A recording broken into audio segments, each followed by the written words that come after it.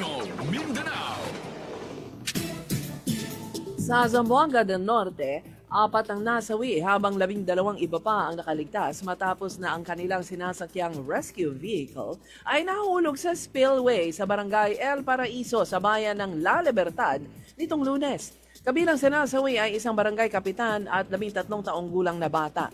Nahulog ang isang gulong sa harap kaya tuloy-tuloy sa ilog ang sasakyan at naipit ang ilang mga sakay nito. Sa Davao Region, mahigit 4 na milyong pisong halaga ng shabu ang nakumpiska ng PNP sa isang linggong anti-drug operation.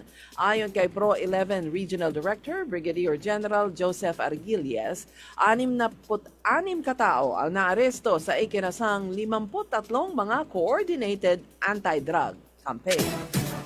Sa Dumalinaw, Zamboanga del Sur, kinundina ng Provincial Police Office ang pagpatay sa kawani ng lokal na pamahalaan na kinilalang si Ray Mark Maglinte. Pauwi na si Maglinte sa bahay matapos na ihatid ang kanyang misis na guro ng sundan ng mga suspect na nakamotor din at pinagbabaril. Sa Misamis Oriental, kakasuhan ng Department of Agriculture ang isang kumpanya sa Binondo dahil sa pag-angkat ng 2 million pesos na halaga ng red onions o sibuyas Bombay na nakumpiska sa Mindanao International Container Terminal sa Misamis Oriental.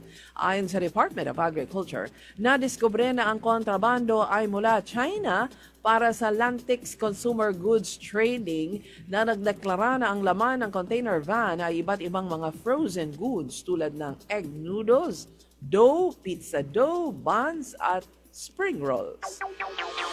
Tigo, Mindanao.